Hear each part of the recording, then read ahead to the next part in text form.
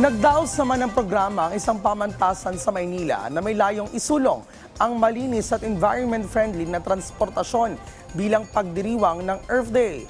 Si Vel Custodio sa detalye. Rise and shine, Vel.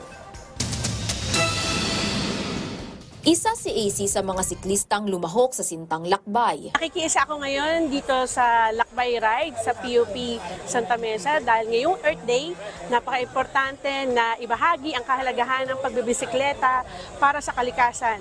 Ang bisikleta ay isa lamang paraan upang tayong lahat ay makatulong na mailigtas natin ang ating kalikasan at sa ganon ay makatulong din sa ating sariling kalusugan. Nakiisa rin ang mga estudyante sa programa. Tiniwala po ako na there's a hope in every step po. Barang sa isang maliit po na hakbang may magagawa po tayo para makatulong sa kalikasan.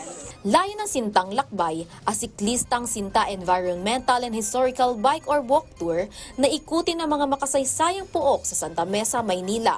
Sinimulan ito sa maikling programa patungkol sa benepisyo ng pagbibisikleta sa kalikasan, kalusugan at ekonomiya at sinundan ito ng orientation para sa mga dadaanang ruta. Ilan sa mga itineraries ang bahay ni Mabini Dambana ng Kabayanihan, ITEC Antique House, Santa Mesa Fire Station, Prudente Ambush Site at Sacred Heart of Jesus Church. Inikot ng ilang mga kalahok ang mga itineraries sakay ng bisikleta. Isinusulong nito ang malinis at makakalikasang transportasyon. Nakakatulong ang paggamit ng bisikleta para mabawasan ang carbon emission. Ang carbon emission ay nagsisimula sa fossil fuels na karaniwang inilalabas sa mga sasakyan at pabrika. Ito ay isa sa pangunahing sanhi ng climate change at global warming.